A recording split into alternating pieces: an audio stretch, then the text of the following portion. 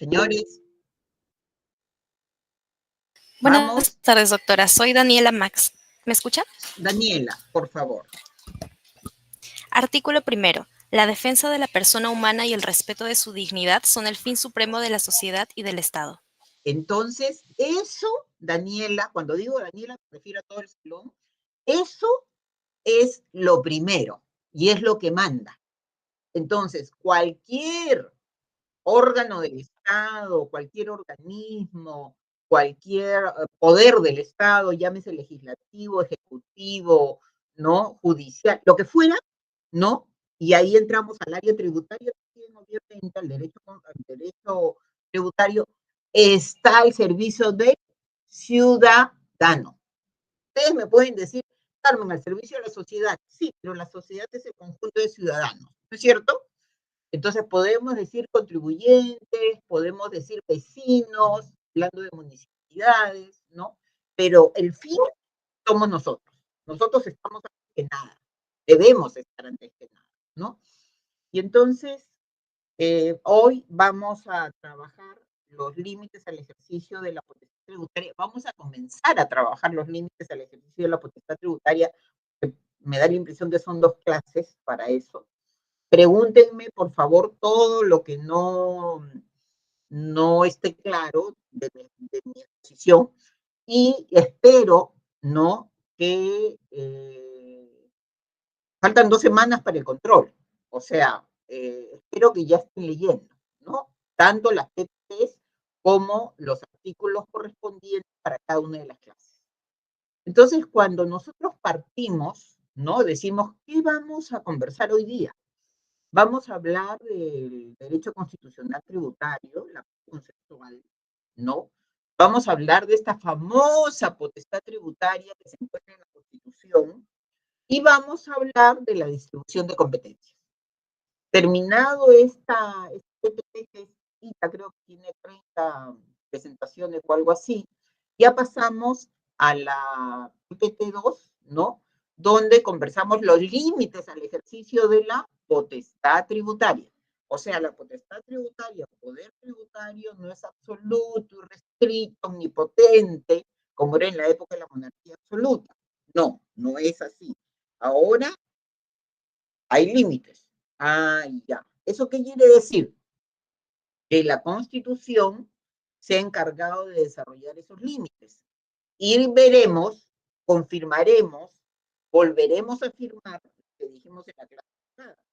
Hay límites expresos, que están en 74 en la Constitución vigente, y hay límites implícitos, ¿no? El Tribunal Constitucional todo el tiempo trabaja con límites expresos e implícitos en materia tributaria.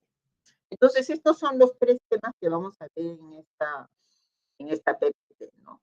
Entonces, alguien que sea voluntario, presente el primer control de lectura, ¿en qué consiste el derecho constitucional tributario? Porque, ojo, que el Tribunal Constitucional ha desarrollado el derecho constitucional económico, el concepto de derecho constitucional tributario, o sea, no es ninguna novedad, ¿no? De lo que yo les voy a hablar. Pero sí acostúmbrense ustedes a mirar las PPTs antes. Nosotros encontramos, como no hay voluntarios, yo continúo, ¿no? Pero miren cómo se pierden los 20. Hay un conjunto de principios, hay un conjunto de reglas, hay un conjunto de normas de naturaleza constitucional que hacen que regulan al derecho tributario o regulan a la llamada tributación. Y entonces nosotros ya sabemos que el derecho tributario, ¿no? Tiene áreas. La primera y la más importante es el derecho constitucional tributario.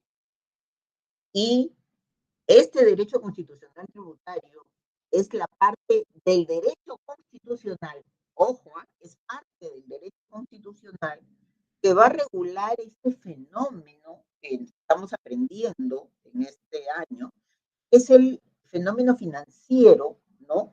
Que va a producir como efecto requisito inmediato para todos nosotros, ustedes y yo, que el Estado tenga el derecho de sacar dinero de nuestros bolsillos y que nosotros tengamos el deber de entregar dinero al Estado. Y eso lo hemos visto cuando hemos estado pasando la regulación en las diferentes constituciones, en las 12 constituciones, porque llegamos a la última, ¿no es cierto? Y entonces sacan de nuestros bolsillos dinero para poder ejercer las funciones que tiene el Estado con los ciudadanos, con los administrados, con los contribuyentes, con los vecinos. Para nosotros son sinónimos. ¿Correcto, señores? Y entonces, eh, esto no es algo que yo lo haya puesto como uh, una idea, ¿no? Esto está sacado de un libro que yo se lo recomiendo a todas aquellas personas que les gusta el derecho constitucional y el derecho tributario. Hay un libro, yo lo tengo, que es del doctor Rodolfo Espizo, ¿no? Él es un profesor argentino y tiene un libro que es, el libro es gigante, pero es precioso, muy bonito, de muy fácil lectura, que es, el libro se titula Derecho Constitucional Tributario, ¿no? Es un libro muy bueno, totalmente vigente. Entonces, acá yo les decía, ¿no? Conjunto de normas, conjunto de reglas, de principios, ¿no? Que van a surgir de las propias constituciones. Ojo, y lo que van a hacer es regular la materia tributaria. Ah, ya. Entonces, primero es la Constitución y luego es la materia tributaria. Sí, exactamente. Y esto también lo trabaja la doctora Catalina García Vizcaíno, ¿no?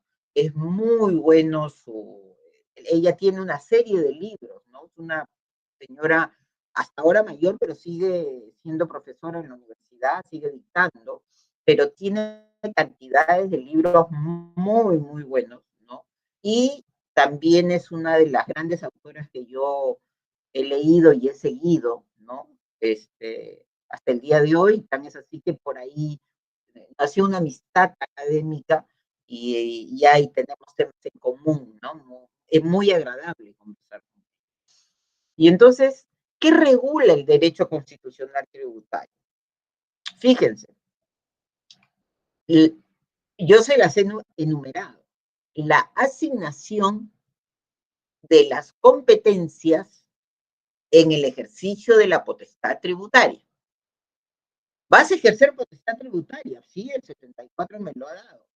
Ya, pero vamos a ver cómo te ha dado eso, cuál es la regulación, cuál es el instrumento normativo, a qué tributo se refiere, cuáles son, ¿no? En buena cuenta, en qué consiste ese poder tributario que te han dado. No es un cheque en blanco.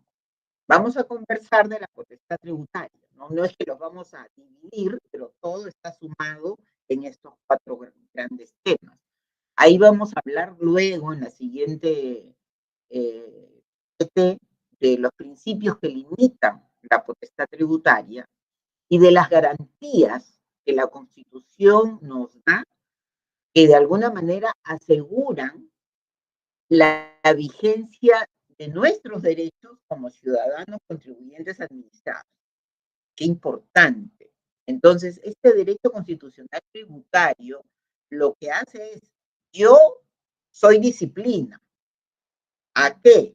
A ese poder del Estado, a esa soberanía del Estado hacia la sociedad, hacia la dignidad de la persona, hacia el ser humano y su dignidad que tiene que ser respetada, ¿no? Va a limitar el contenido de ese ejercicio de la potestad tributaria, ¿no? Va a regular esos derechos y garantías de los contribuyentes. Entonces, ¿qué tenemos aquí? Miren lo que está detrás, ¿no? ¿Qué tenemos a la mano de esto para hablar de las garantías? Antes era, recuerdan la ley de habeas corpus y amparo, ¿no? Hoy ¿Qué norma las regula? El código. ¿Dónde está regulado el proceso, estas garantías constitucionales a las que yo les puedo dar la puerta, ¿no? Para poder, como instrumentos, para poder defenderme? Demanda de amparo, demanda de inconstitucionalidad, demanda de habeas corpus, ¿no? ¿Dónde está, señores? En el Código Procesal Constitucional. La clase pasada hemos leído el artículo 78, 79, hemos, por ahí hemos visto el 81, les he dicho, esos son los artículos que ustedes tienen que revisar, porque el Código Procesal Constitucional, si no existiría una ley que me sirva como instrumento y que me garantice a mí la efectiva vigencia de los derechos que tengo de acuerdo a la Constitución, tendríamos una falencia tremenda. ¿Por qué tendríamos falencia? Pregunta, ¿por qué tendríamos falencia? Porque no es suficiente decir que otorgo la potestad tributaria. ¿Qué habíamos dicho? Una de sus compañeras explicó, último párrafo del 74, aquellas normas, ¿no?, que violan lo señalado en el 74, ¿sí?, son inconstitucionales. No me acuerdo de la literalidad del último párrafo del 74, ¿no? Entonces, ¿quién puede leer el último párrafo del 74, por favor?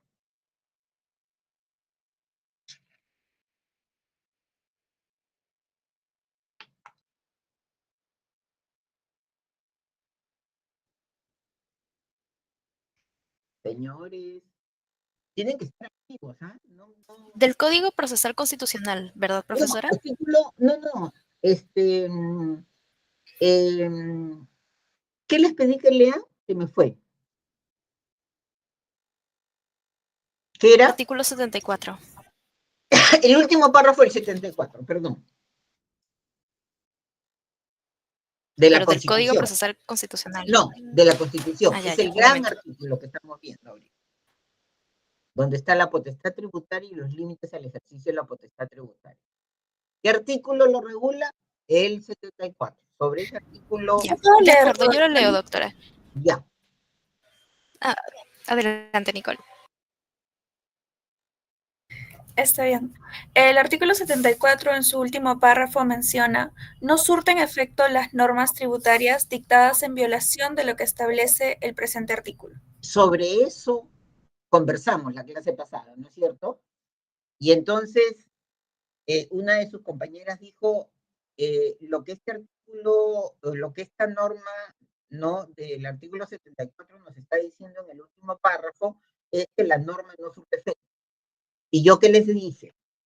¿Recuerdan lo que les dije? Si yo considero que una ley es inconstitucional, si yo considero que una ley está violentando un derecho constitucional mío, ¿no? ¿Qué dice el artículo 200 en relación a las garantías constitucionales? Y tenemos el instrumento, no solamente es el 200, sino es el instrumento, es el Código Procesal Constitucional, que regula ¿qué?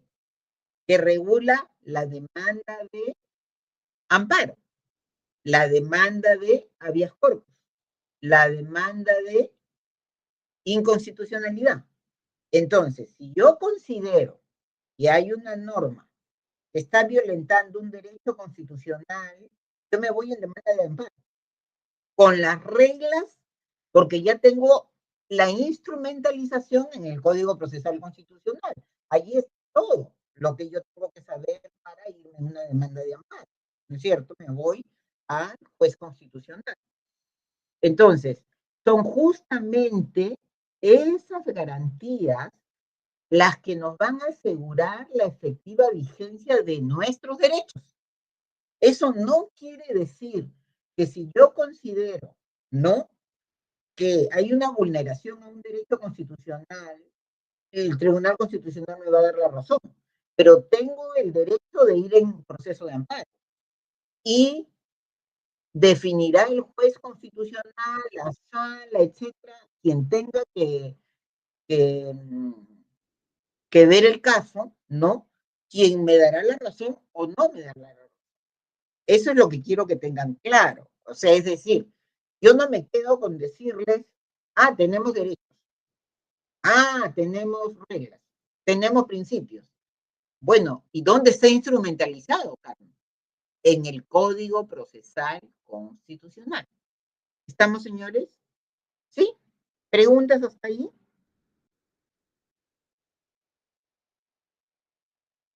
No. Entonces, la Constitución para nosotros es el gran referente para saber cómo se va a regular la materia tributaria. ¿Qué tipo de Estado tenemos? ¿Qué dice la Constitución vigente? ¿Qué tipo de Estado tenemos? Señores, está en el título. Tenemos un Un Estado Estado social social y de derecho. democrático de derecho, ¿no es cierto? Entonces, ahí está la pauta que tiene el derecho tributario para regular la materia tributaria. Si tuviéramos otro tipo de Estado liberal, ¿no? Las reglas serían otras, ¿sí? El fin supremo en un Estado liberal, ¿cuál es? Es la libertad, ¿no? En muchos países eso salta al libertinaje, ¿no? Entonces hay un loco, todos pueden tener armas, ¿no? Y hay un loco que de pronto comienza a matar gente en cualquier sitio, ¿no? Entonces, nosotros no, nosotros tenemos un Estado social y democrático de derecho, y de tal manera nuestra Constitución ha establecido cuál es el modelo de Estado en el cual nuestra economía se va a mover. Ya. Entonces, la economía en un Estado social y democrático de derecho, a diferencia de un Estado liberal, para este tipo de Estado, la economía no es un fin en sí mismo, sino es un instrumento para la realización del ser humano, como dice el artículo 1 de la Constitución. El respeto a la persona, el respeto a su dignidad no pueden estar en función de los temas económicos, sino los temas económicos tienen que estar en función de la dignidad de la persona, o dicho de otro modo, al servicio de la persona. ¿Estamos? ¿Preguntas hasta ahí? Y obviamente, mediante la potestad tributaria, ¿no? Tenemos la posibilidad de que el Estado, en sus diferentes niveles de gobierno, pueda recaudar tributos para cumplir con sus fines, ¿no? Entonces, esto es algo muy sencillo que ustedes ya lo deben haber leído, ¿no? Y entonces, simple, para resumirlo, el Estado siempre se debe encontrar al servicio de la sociedad en este tipo de Estado. Tiene que, como deber, promover condiciones materiales mínimas para el desarrollo del ser humano. Pero nosotros no somos pues niños bonitos, ¿no? Nosotros como seres, como ciudadanos, tenemos el deber político de contribuir con el Estado. O sea, yo, por ejemplo, se los digo tal cual, he trabajado 45 años. Comencé a trabajar a los 20 años y he trabajado hasta los 65. Son 45 años de trabajo. Y siempre he tributado, siempre me han descontado. Y en las asesorías que he tenido, ¿no? Ustedes van a estudiar el próximo año renta de quinta, renta de cuarta, ¿no? Son rentas del trabajo como consecuencia de. Yo estoy trabajando con ustedes y la universidad me paga, ¿sí? Y probablemente me retenga una cierta cantidad de dinero. Y esa cantidad de dinero va a dónde? Al Estado, ¿no? Por eso es que ustedes están en una universidad, ¿no? Porque el Estado tiene el deber de promover la educación pública así como en muchos países del mundo, las mejores universidades son las universidades públicas, ¿sí? Entonces, ¿y de dónde sale el dinero para esas universidades, como San Marcos? Tributos, tributos, y se reparte vía la ley de presupuesto, ¿no? Entonces, por ahí, ustedes van a comenzar a ver que yo utilizo algunas sentencias del Tribunal Constitucional. El que tenga interés, revise la sentencia, porque yo les pongo simplemente el tema que para mí es el más importante para el camino que estoy siguiendo en relación a la manera como yo trabajo, a la metodología del curso, ¿no? Entonces, como señala el Tribunal Constitucional, en el aspecto tributario, no solamente se estudia, ¿no? El que el Estado tenga o no la facultad de imponer cargas a los ciudadanos, sino que ese ciudadano, y más exactamente la propia sociedad, debe sostener la actividad estatal, ¿no? Ahora, el Estado tiene que ser cauteloso, respetuoso de los fondos públicos. Yo recuerdo, esto es un hecho conocido además, en el primer gobierno de Alan García, como presidente del Perú, se copó el Estado con una cantidad de gente pues, que tenía simpatía con el partido aprista. En ese entonces yo trabajaba en el Banco Central de Reserva. Recuerdo haber trabajado 18 años ahí, ¿no? Comencé cuando tenía 20. Y en el Banco Central de Reserva siempre han habido 1.000 trabajadores y funcionarios. Pero en el primer gobierno de Alan García llegamos a ser 4.000. Ojo, 4.000. O sea, imagínense cómo ingresa el tema político al tema tributario. Entonces, ¿cómo se carga el Estado de esas remuneraciones? ¿Con qué vas a pagarle? Y les estoy hablando de una institución porque yo estaba ahí. Y sabía mucho de otras instituciones donde de lo que eran 200, ahora eran 3.000, ¿no? Nosotros pasamos a ser de 12 abogados en la oficina legal a 40 abogados. Entonces yo les estoy poniendo un ejemplo para decirles a ustedes, ¿y de dónde sale el dinero para pagar esos sueldos? El Banco Central es como el MEF. El MEF tiene 1.000 empleados, no necesita más para funcionar. Y se cuida mucho de tener esa cantidad, ¿no? El Banco Central de Reserva también 1.000, pero como les digo, se coparon pues las instituciones, ¿no? Había que poner a los amigos, lo cual es una locura, porque nuestro dinero no es para mantener a funcionarios que muchas veces tienen muchas limitaciones, ¿no? Entonces, al final ya del gobierno de Alan García, volvimos a ser 1.000 y se declaró la excedencia en la mayoría de entidades del Estado, entre ellos el Banco Central de Reserva donde yo trabajaba, declararon la excedencia de esos 3.000 y nos quedamos los 1.000 que éramos la parte pétrea, o sea, la parte que trabajaba. La oficina legal éramos 12 abogados, pasamos a ser 40, ¿no? Y luego volvimos a ser 12, porque eran los 12 que trabajábamos, los otros no trabajábamos, ¿no? Entonces, miren qué importante.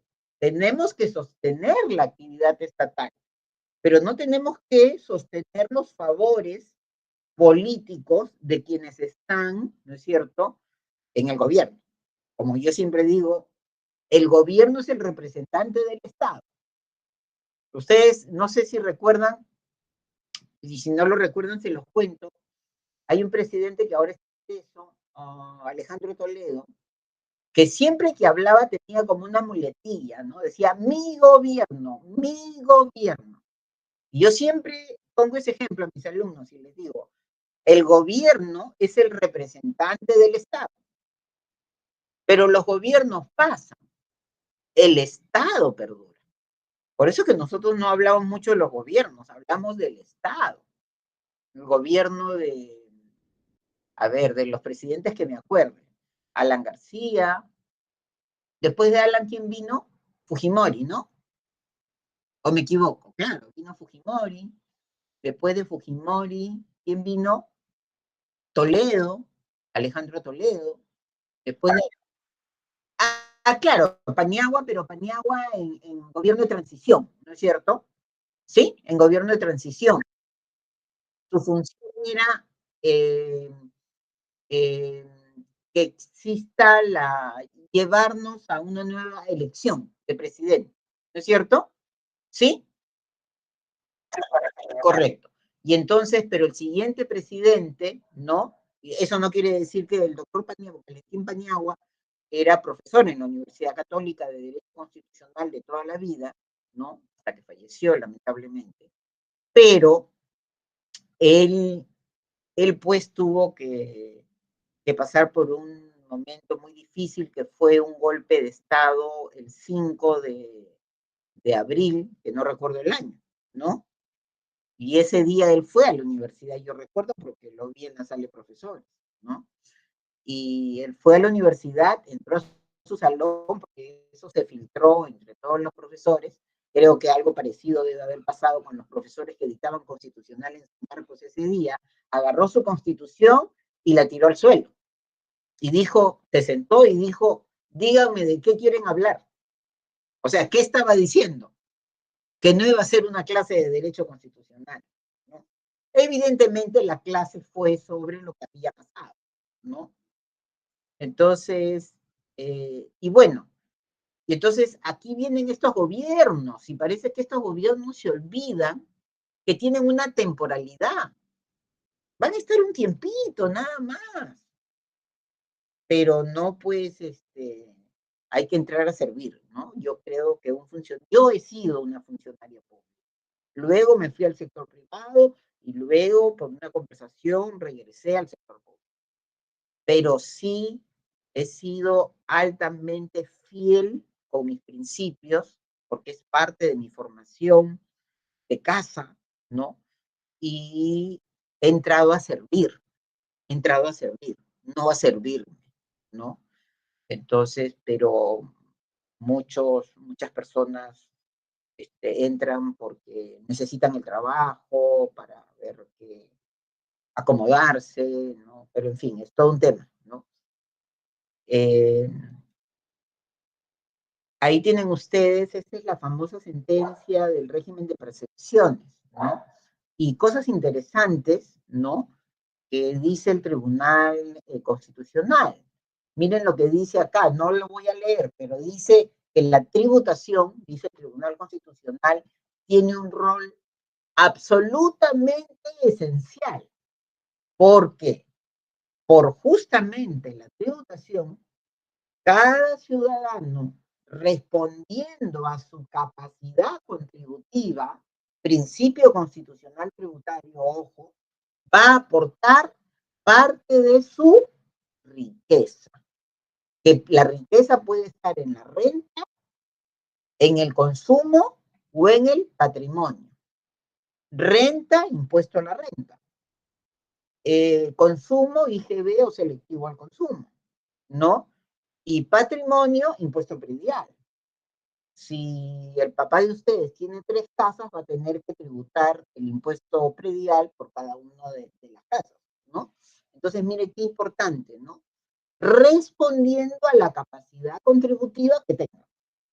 Entonces, va a aportar parte de esa capacidad contributiva que se manifiesta en su riqueza, ¿no? Para que el Estado redistribuya y se puedan dar servicios convenientes a los propios ciudadanos. Porque sin eso no se puede dar servicio. Pero no es para coimas, ¿no? No es para coimas, no es para... se me ha ido la palabra, que es más que nada en naturaleza penal. Varios de nuestros presidentes tienen ese problema. ¿Cómo se llama? A ver, acuérdense. Es más global, más genérico. Se me ha ido la palabra. ¿Cohecho? No es eso, es mucho más general, ¿no? ¿Corrupción? ¿Perdón? ¿Qué dijiste? El último, ¿qué dijiste? ¿Corrupción? Es que no te escucho. ¿Qué palabra usaste? Corrupción. Corrupción, ¿no? Pero es corrupción económica, ¿no? O sea, eh, eh, para poner un ejemplo vigente, ¿no? Un funcionario, así sea el presidente de la República, no debe mentir. Y es imposible que alguien te preste 3 relojes Rolex. Entonces, con esto no queremos decir, o por lo menos yo no quiero decir, que la presidenta actual, ¿no?, sea una persona corrupta, ¿no? Pero que nos ha mentido en nuestra cara pelada es evidente, ¿no? Yo siento un insulto a mi inteligencia, por ejemplo, ¿no? Entonces, no puedes recibir un regalo. No puedes recibir un regalo. Así de simple, ¿no? Entonces, pero una cosa es un regalo y otra cosa es esas corrupciones en las licitaciones, en las carreteras, etcétera, donde pues por eso está Toledo, ¿no? Donde está, ¿no? Conversemos entonces, si no hay preguntas, señores, si hay preguntas, pregunten, ¿ya? Conversemos un poquito sobre la potestad tributaria y pregúntenme todo lo que quieran. No hay ningún secreto. De todo podemos hablar. Tenemos libertad de cátedra, siempre recuerden.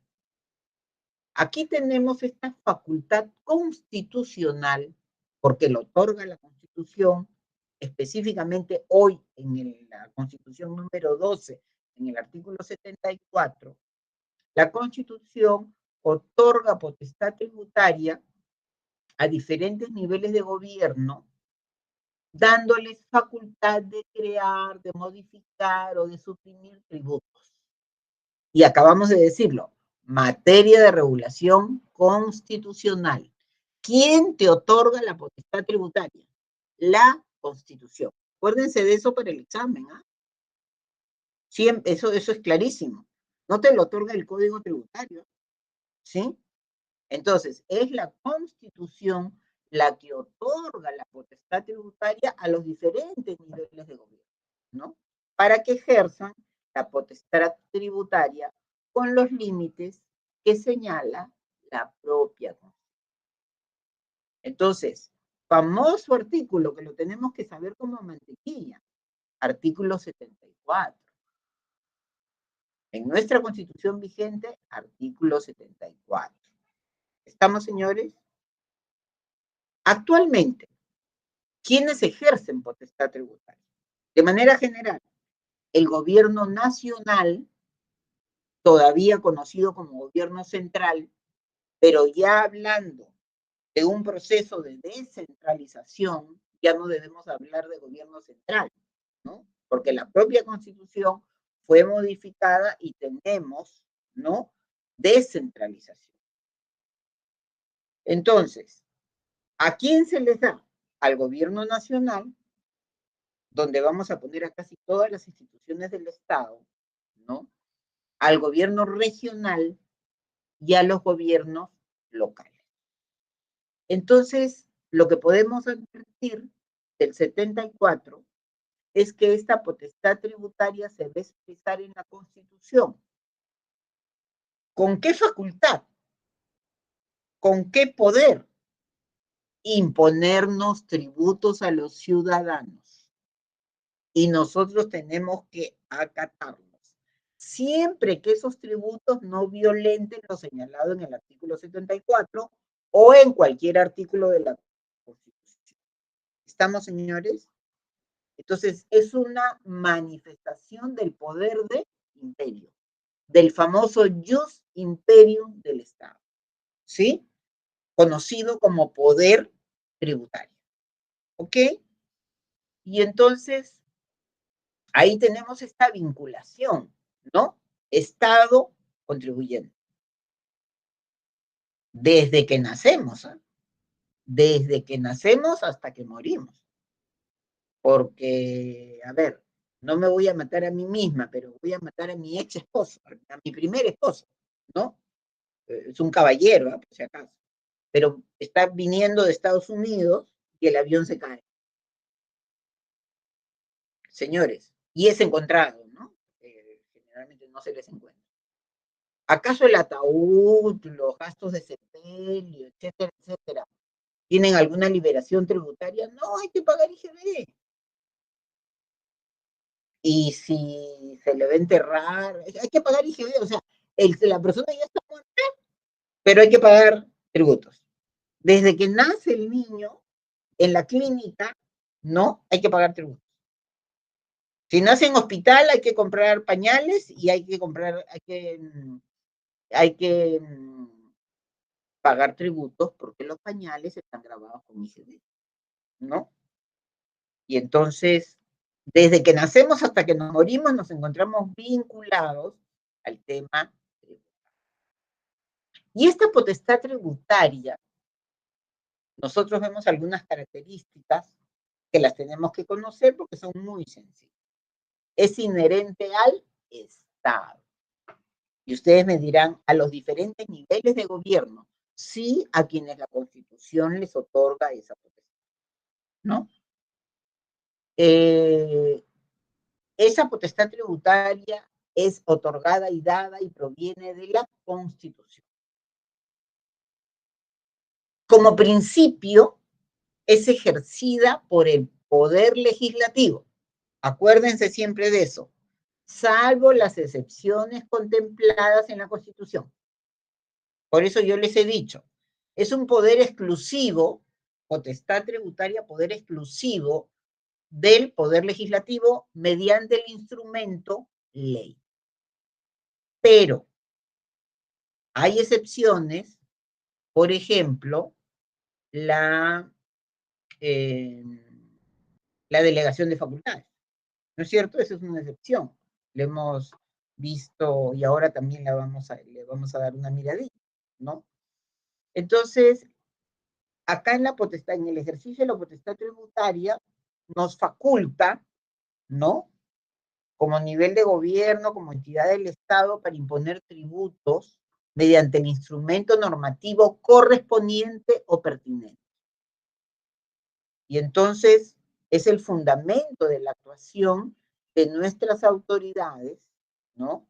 Es abstracta, porque no se ve, tiene naturaleza de permanente, no se puede renunciar al ejercicio de la potestad tributaria, no es delegable, es indelegable. Ojo, ¿ah? Como característica. Y ustedes me dirán, Carmen, pero el 104 admite la delegación. Sí, pues la admite como excepción, pero como excepción admite la delegación. Y está limitada, mira, acuérdense de estas características, ¿sabes? Y está limitada por los principios constitucionales. O sea, tienes que mirar que al ejercer la potestad tributaria tienes que respetar, para que esa potestad sea legítima, tienes que respetar lo establecido en la Constitución. En fin, entonces, cuando hablamos de la potestad tributaria, esta puede ser de dos naturalezas. Originaria, y si es originaria es porque está otorgada por la Constitución. La Constitución te otorga la potestad tributaria, ¿correcto? Pero también tenemos la potestad tributaria delegada, que está contenida, señalada en el artículo 74 y trabajada o contenida en el artículo 104 de la Constitución. Más o menos lo que dice el 104 es que el Poder Legislativo o el Congreso de la República puede delegar en el Poder Ejecutivo la facultad de legislar. ¿Mediante qué instrumento normativo? Decreto legislativo. Y ojo, no es un cheque en blanco. Puede legislar mediante este instrumento normativo sobre una materia específica que no necesariamente es tributaria, pero que puede ser tributaria, y por un plazo determinado establecido en la ley autoritativa. Y yo en la clase pasada ya les hablaba de la ley autoritativa, recuerdan, y les decía, tanto la ley autoritativa como los decretos legislativos que va a regular el Poder Ejecutivo, otorgada la delegación de facultades, tienen que cumplir con el principio de constitucionalidad. O sea, ni la ley autoritativa ni los decretos legislativos se libran, ¿no?, de el principio de constitucionalidad. Ojo, señores, ¿estamos claros hasta ahí? Entonces, potestad tributaria originaria o potestad tributaria delegada. Quiero que me comprendan bien, porque ahorita les voy a poner algunos ejemplos para que ustedes me digan cómo actuó el Congreso. Si el Congreso actuó bien o no actuó bien. Tengan a la mano el 104. Ojo.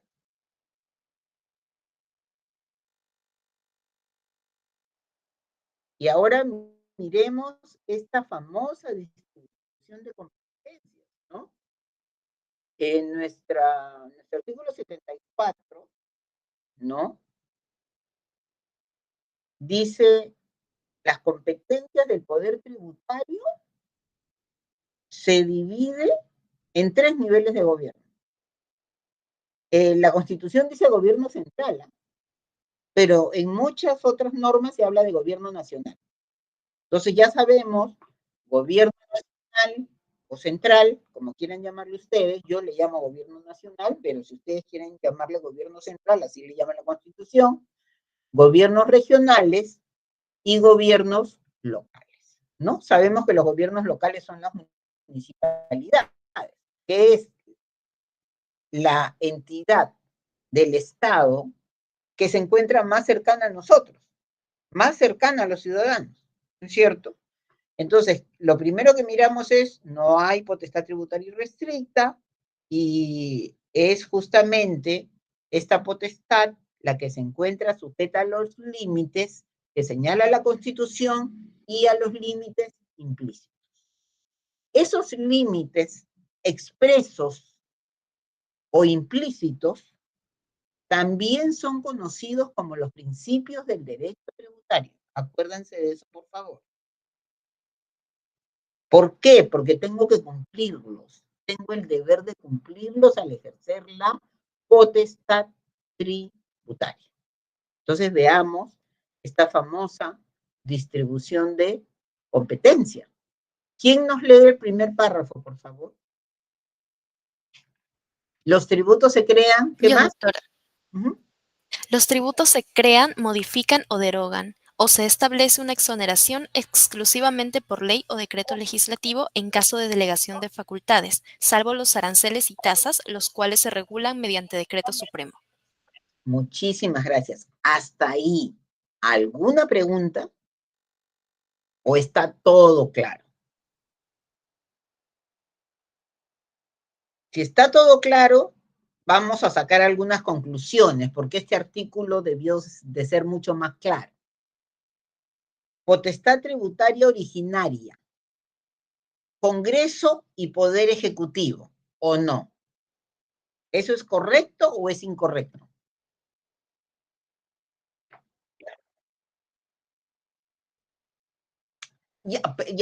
Perdóname, acá debía ser Poder Legislativo, ¿no es cierto? ¿Estamos? ¿Ya? Potestad tributaria originaria, Poder Legislativo y Poder Ejecutivo. ¿Es correcto? Correcto, porque los aranceles y las tasas las regula el presidente de la República, ¿no es cierto? ¿Estamos de acuerdo? Yo le pregunto a la clase, lo que pasa es que hay un alumno que se identifica con la clase y por eso conversa conmigo. Pero quiero que tengan claro, potestad tributaria originaria, sí, para el poder legislativo, para la creación, modificación, supresión, exoneración, etcétera, de tributos. ¿Ok? ¿Mediante qué instrumento normativo? ¿Mediante qué instrumento normativo? ¿Poder legislativo? ¿Cuál es la norma? Mediante decreto legislativo. No, poder legislativo. Mediante ley. Solo ley. Por ley. El instrumento normativo es la ley, ¿no es cierto? Ahora, el poder ejecutivo, si hay potestad tributaria originaria, es mediante ¿qué instrumento normativo? Decreto Supremo. Decreto Supremo, porque esa es la norma con la cual puede crear, modificar, etcétera, etcétera, etcétera, el presidente de la República. Presidente de la República o el Poder Ejecutivo, ¿no es cierto? En este caso, para regular los aranceles y las tasas, es vía decreto supremo. ¿Correcto, señores? Ahora vamos a la potestad tributaria delegada. ¿Sí? El Poder Ejecutivo, en aplicación y con las reglas del artículo 104 que acabamos de ver, siempre que el Poder Legislativo, en virtud del 74 y del 104, le otorgue, mediante una ley autoritativa, la delegación de facultades en materia tributaria para que regule determinada materia y por cierto tiempo. ¿Estamos, señores? ¿Sí? Yo continúo porque si no me preguntan es porque todo está claro, ¿no? Y entonces, acá, Poder Ejecutivo, potestad tributaria delegada. El instrumento normativo es... ¿Cuál es el instrumento normativo? Cuando hay potestad tributaria delegada. Decreto legislativo. ¿Decreto supremo o decreto legislativo? Decreto legislativo. Claro, Legislativo. con rango de ley, ¿no? Norma con rango de ley. Entonces, revísate por favor el 74 y el 104. Yo les vuelvo a repetir, no son artículos muy felices, deberían ser mucho más claros. Por eso es que yo me tomo la libertad de colocarles este resumen que los ayuda, ¿no? Si ustedes miran los tributos que hoy tenemos, todos son decretos legislativos. O sea, la última gran reforma tributaria en el Perú es del 31 de diciembre del año 1993. Se le encargó, se le delegaron facultades, el Poder Legislativo le delegó facultades al Ejecutivo para que regule la materia tributaria ampliamente. ¿Qué hizo en casi un año el Poder Ejecutivo? Bueno, después de todo un trabajo que fue liderado por un economista muy, muy hábil, Luis Alberto Arias Minaya, el 31 de diciembre se publicaron, les voy a hacer un mapeo nomás, se publicaron las siguientes normas, que no necesito que se las aprendan de memoria, pero que sí sepan, que fue la última gran reforma tributaria. Decreto Legislativo 773, Código Tributario. En ese Código Tributario, decreto legislativo, o sea, delegación de facultades, se le dan las grandes facultades a la SUNAT, que no las tenía. Ahí SUNAT se vuelve el monstruo que es, ¿no? Decreto Legislativo 774, del mismo día, ¿sí? Ley del impuesto a la renta. Decreto legislativo 775. Ley del impuesto general a las ventas. Decreto legislativo 776. Ley de tributación municipal. Pero hay un decreto legislativo anterior al 773 que dice lo siguiente. A partir de hoy, fíjense lo que les voy a decir, es súper importante. Se derogan todos los tributos que existen en el país. Porque teníamos tal caos y tal desorden que era necesario tener una verdadera reforma tributaria. Entonces, con este decreto legislativo, que no me acuerdo el número, se derogaron todos los tributos que existían. Y los únicos tributos que van a existir a partir de la publicación de las normas pertinentes, que fueron a partir del 1 de enero de 1994, porque todo se publicó el 31 de diciembre del 93, ¿no? Son el impuesto a la renta, el IGB, selectivo al consumo, los tributos municipales y algo más, ¿no? Entonces, ¿qué se trató de hacer? Unificar. Después de eso, hemos tenido nosotros una nueva reforma tributaria, no, señor. El 774, el 773, el 774, el 776 han sido modificados, parchados, textos únicos ordenados, de textos únicos ordenados. ¿Y hoy qué tenemos? Impuesto, código tributario, texto único ordenado. Miren ustedes, texto único ordenado de qué año. ¿Ustedes lo tienen ahí? Y está colgado en una de las PPTs, ¿no? Código tributario, Decreto Supremo 133/2013 EF. Y este Decreto Supremo del 2013, que es un TUA, lo que hace es modificar otro TUA. O sea, es una locura, ¿no? Entonces, la historia tributaria, la verdad, es bastante triste. Es una manera de decir que da pena, ¿no? Que no hay una verdadera reforma. ¿Qué se ha privilegiado? Porque ustedes me deberían preguntar, Carmen, ¿y eso por qué? Porque se ha privilegiado la recaudación. No se ha privilegiado lo que siempre decimos, amplía la base tributaria. Tenemos uno de los porcentajes más altos de informalidad. Los informales son felices porque no tributan. Y a los que sí tributamos, nos ahogan, nos ahorcan, ¿no? Cuando lo que se tiene que hacer es jalar a los informales para que tributen.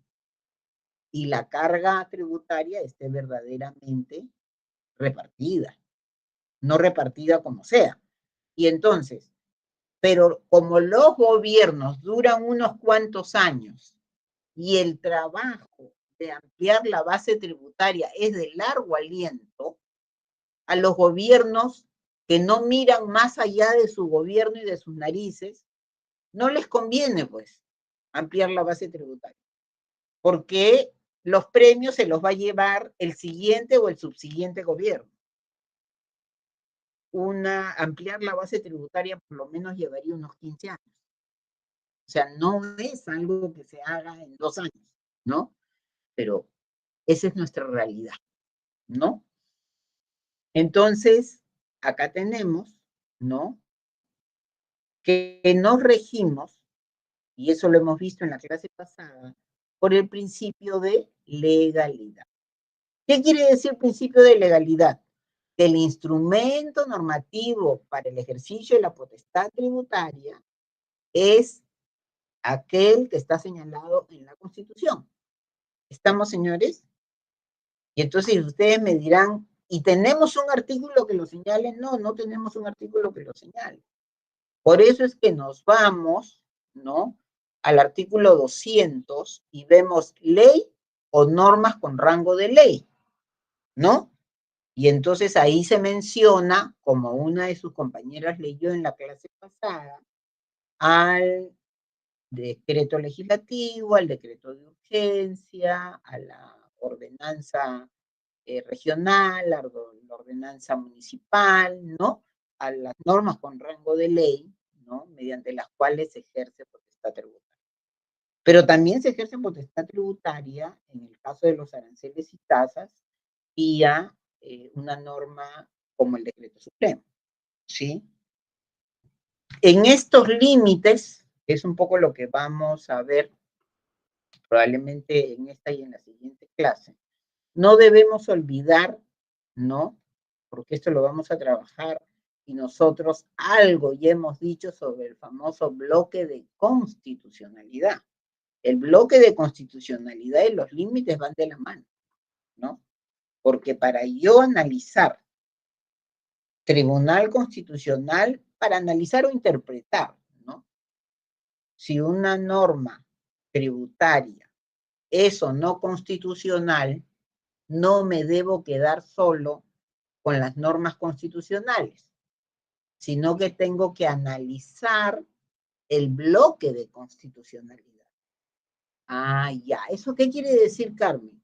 Eso quiere decir que, por ejemplo, los gobiernos locales tienen un bloque de constitucionalidad y por eso vimos por qué razón las municipalidades, cuando se hablaba de la potestad tributaria, se decía dentro de su jurisdicción y con los límites que señala la ley.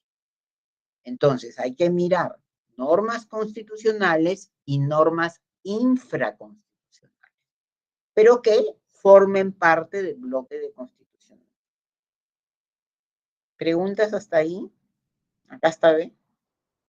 Dentro de su jurisdicción y con los límites que señale la ley. ¿Estamos, señores? Y entonces, los gobiernos regionales y los gobiernos locales tienen potestad tributaria originaria o delegada.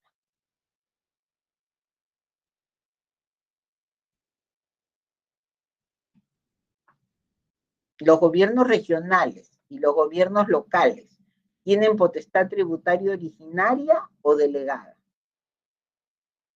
Señores. Originaria, profesor. Total. Originaria, doctora, según el artículo 74. Sí. Originaria, ¿no es cierto? ¿Tiene alguna limitación? Porque el poder legislativo... Claro, el ser... Sí, doctora, sí. Su límite sería la potestad dentro de su jurisdicción y además de acuerdo a la ley. Pero y algo además más, de ¿no? solamente contribuciones y tasas. Exacto, o sea, no tienen potestad tributaria para impuestos. ¿Estamos? Quiero que me sigan, ¿eh? Porque si vemos gobierno central o nacional, dice tributos. Miren el 74.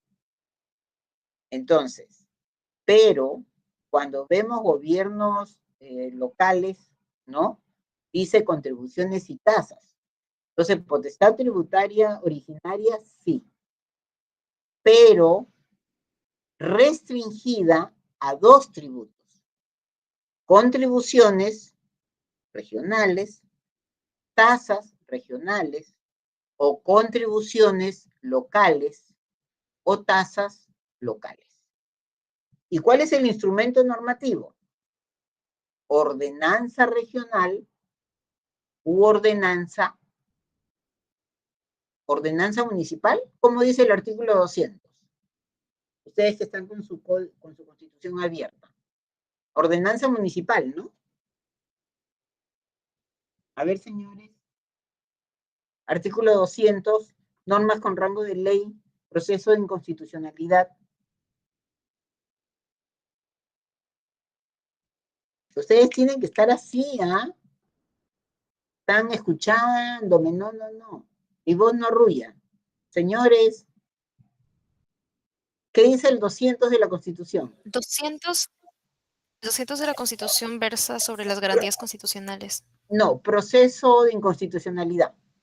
Ordenanzas municipales, dice doctora. Ordenanzas municipales, eso es lo que no me acordaba.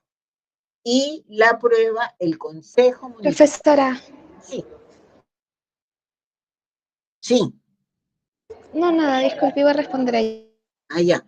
Lo que les iba a decir, que se me fue, es, a ver, vamos a ver. Ok. Cuando hablamos de municipio, instrumento normativo, ordenanza municipal, ¿quién aprueba la ordenanza municipal? Bloque de constitucionalidad. Eso está en la Ley Orgánica de Municipalidades. La pregunta es, a ver, si nosotros decimos ley la da el Poder Legislativo, ¿no es cierto? O sea, el Congreso. ¿Estamos? Pero, quién aprueba una ordenanza municipal? ¿Alcalde o Consejo Municipal? El Consejo Municipal. Exactamente, es el Consejo Municipal. El alcalde, si no, sería pues un todopoderoso, ¿no? Es como decir, un legislador puede por todos. No, no, no, es el Consejo Municipal. ¿Sí, señores? ¿Sí? ¿Y los límites? ¿Y cuáles son los límites? Los que señala la ley, ¿no? No solamente los que señala la Constitución, sino los límites que señala la ley. Y ahí entra el famoso bloque de constitucionalidad. ¿Sí?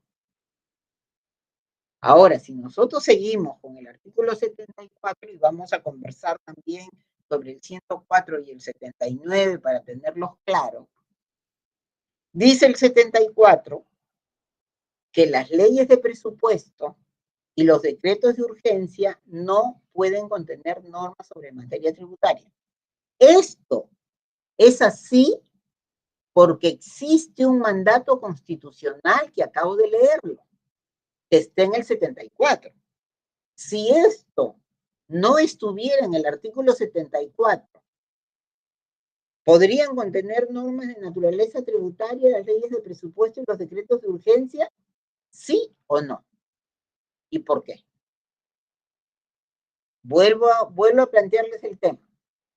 El artículo 74, porque estamos viendo párrafo por párrafo, las leyes de presupuesto y los decretos de urgencia, y hice un párrafo del artículo 74 que regula la potestad tributaria y los límites al ejercicio de la potestad tributaria, dice que tanto la ley de presupuesto como los decretos de urgencia que tienen rango de ley no pueden contener normas sobre materia tributaria, norma mandatoria de la Constitución.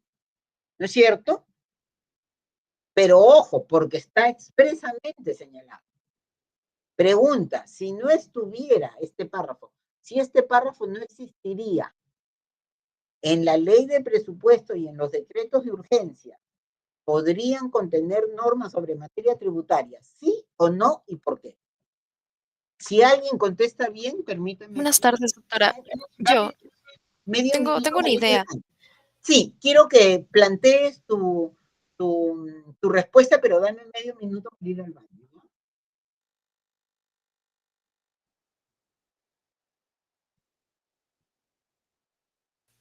Disculpe, entonces, ¿puedo dar la respuesta ahora o espero un momento?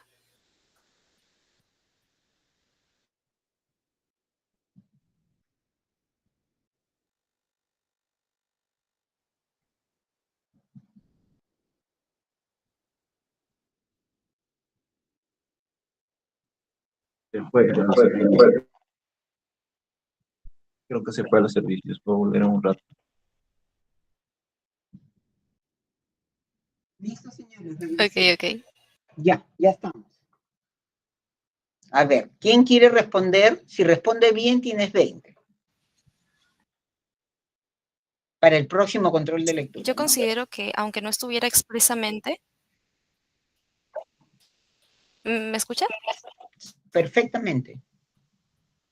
Ya, yo considero que no, o sea, aunque no estuviera expresamente, se debería entender que no pueden contener norma de materia tributaria, ya que uno de los principios de la potestad tributaria es que debe ser permanente y los decretos de urgencia, por ejemplo, son durante un plazo delimitado. No, ¿de dónde sacaba la permanencia?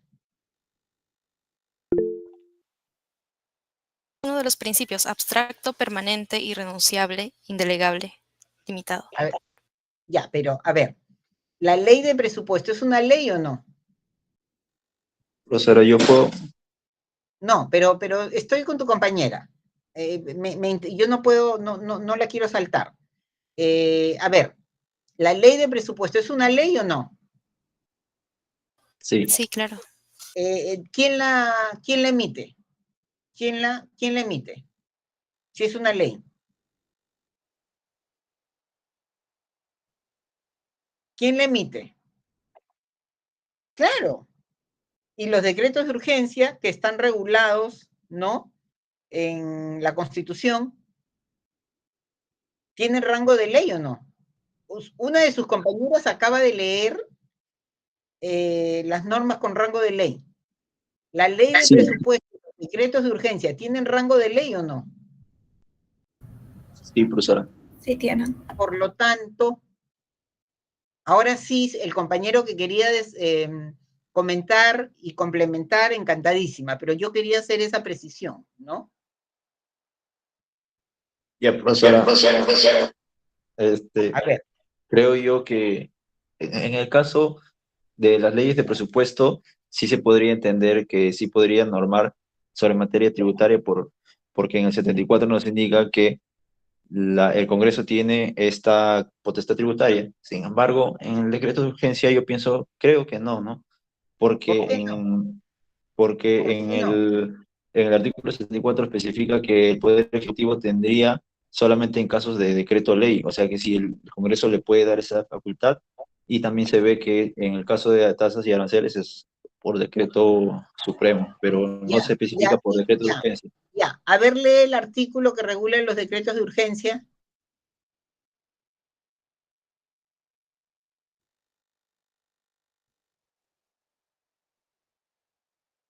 Porque el tema es constitucional, ¿ah? Constitucional tributario. Y es más, pónganse, quiero que nos leas, por favor, el artículo que regula los decretos de urgencia, pero también que miren ustedes y vean por qué razón en la Constitución se pone no pueden contener normas sobre materia tributaria.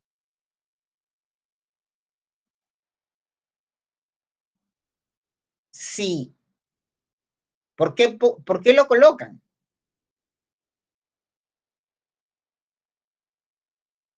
Porque eso no siempre estaba, ojo. Y al no estar, ese párrafo no ha estado siempre. Y como no estaba, se podía ejercer potestad tributaria en las leyes de presupuesto y en los decretos de urgencia, cosa que se hizo en ambos casos. Ojo, pero la Constitución ha prohibido los decretos de urgencia. ¿Encontraste la norma? No, ¿Encontraste? profesor, no. Pero eso, si no me equivoco, está en el 118, ¿no? Facultades del presidente de la República. ¿O me equivoco? Eso ustedes, pero ustedes son más de 90, pues, ¿cómo no van a saber? Están con lo que pasa es que tienen la Constitución a la mano. Eso es lo que pasa. Eso es lo que yo estoy viendo. Justo me ha limpiado la niña. Acá está. A ver, señores, sería una vergüenza que yo lo encuentre primero que ustedes, ¿ah?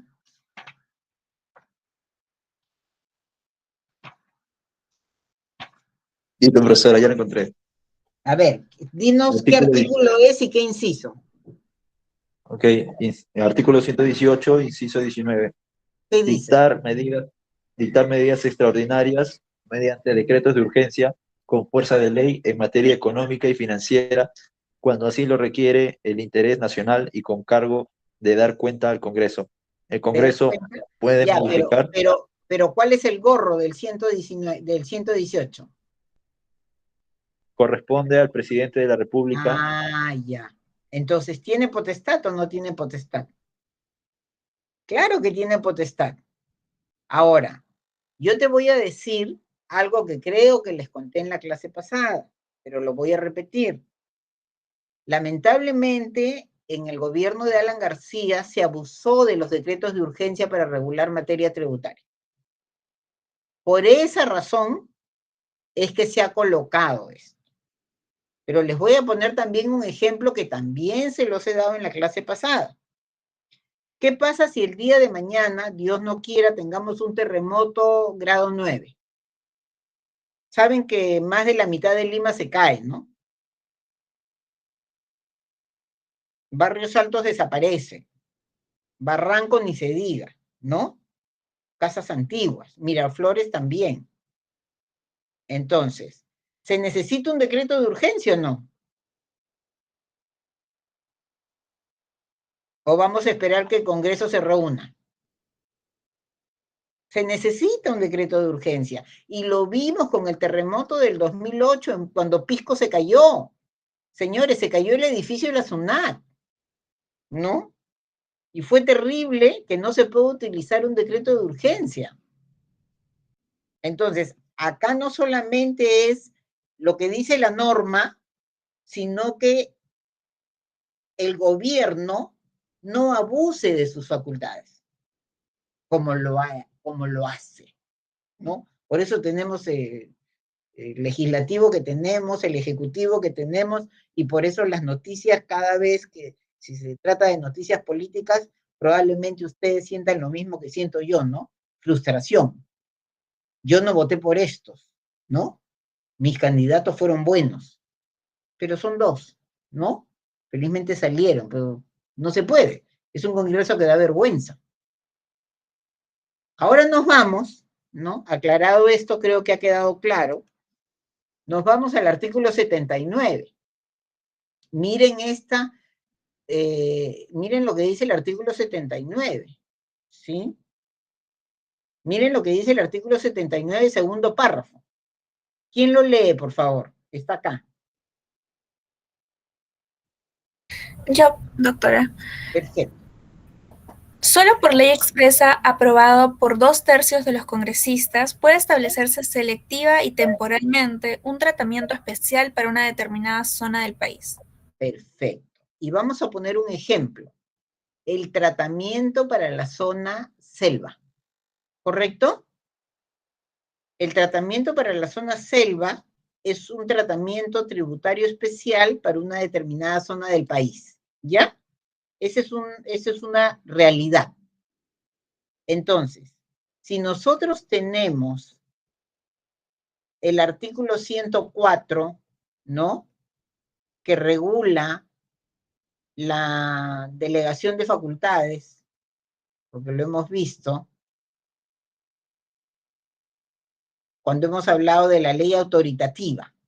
¿Cuál es la diferencia entre la ley autoritativa del 104 y el 79?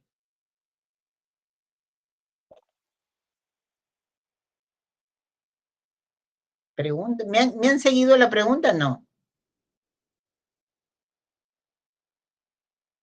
¿Me han seguido la pregunta? No. Pero si no me lo han seguido, díganme pues. ¿Me han seguido o no? No, profesora, disculpe. A ver.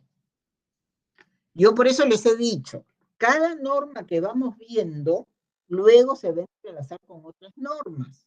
Y yo les dije, porque miren, esto que estoy haciendo yo no debería hacerlo porque ustedes deberían tenerlo a la mano. ¿Sí? Si nosotros nos vamos al artículo 104 de la Constitución, miren todo lo que me están haciendo regresar. Si nos vamos al 104, ¿quién lo lee, por favor? Ya, delegación de facultades. ¿Quién lo lee? Yo, doctora. Ya.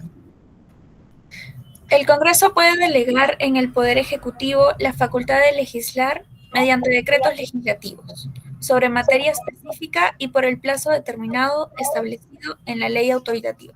Correcto. Y sobre el artículo 104, que es la delegación de facultades, y esa delegación de facultades siempre se hace en la medida en que exista una ley autoritativa de delegación de facultades, ¿correcto? ¿Cuál es la diferencia entre el 104 y el 79? Ahora sí creo que ya lo tienen claro, ¿no? El 79 es una excepción. Es una excepción de reserva absoluta. ¿Qué dice el 79? Cuando se regule materia tributaria y esta materia tributaria trate sobre un tratamiento especial para una determinada zona del país, solo puede ser aprobada por ley ¿de quién? Del poder. ¿Qué poder? Legislativo. Exactamente. ¿Correcto?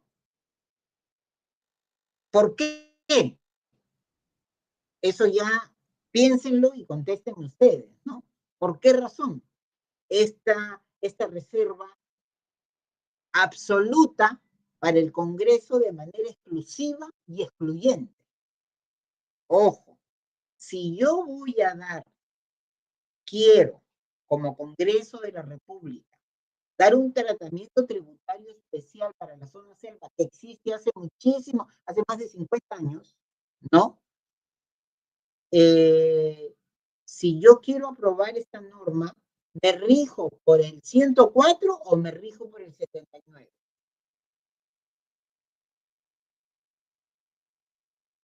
Me refiero a la ley de la Amazonía, que regula un tratamiento tributario especial para la zona selva. Me rijo por el 104, delegación de Por el 79, que es la excepción del 104. Eso quiero que lo tengan clarísimo. ¿Estamos, señores? ¿Estamos? ¿Sí? Ok. Sí, doctora. Ok. ¿Qué pasó? Vamos a ver. Quiero ver si está acá o no está acá. ¿Qué pasó? Lo que sucedió, ¿no? Es que el Congreso de la República utilizó el artículo 104 de la Constitución y emitió una ley autoritativa, facultando al Poder Ejecutivo para que modifique normas de naturaleza tributaria, pueda dictar nuevas normas de materia tributaria, etcétera, etcétera, etcétera. ¿Teníamos ley autoritativa otorgada por el Congreso? Sí. Síganme, ¿ah? Teníamos esa ley autoritativa, ¿fue publicada en el Diario Oficial del Peruano? Sí. ¿Qué hizo el Poder Ejecutivo? Mediante un decreto legislativo, que me voy a acordar ahorita el nombre, el número creo que es el 789,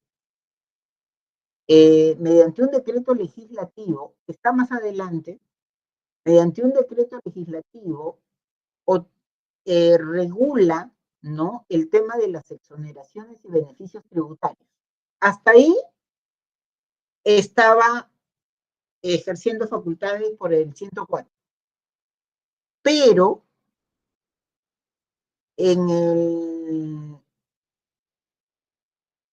el siguiente decreto legislativo, ¿no?, da una nueva ley, un decreto legislativo para el tratamiento de la zona selva. ¿Me han seguido? O sea, vía el 104, el Poder Ejecutivo, por la delegación información recibida, es el colmo que no hayan leído, que no conozcan el 79, ¿no? Establece un tratamiento especial tributario para la zona selva, ¿correcto? Ahora, ¿qué más sucede? Porque como la historia es larga, yo se las cuento en sencillo.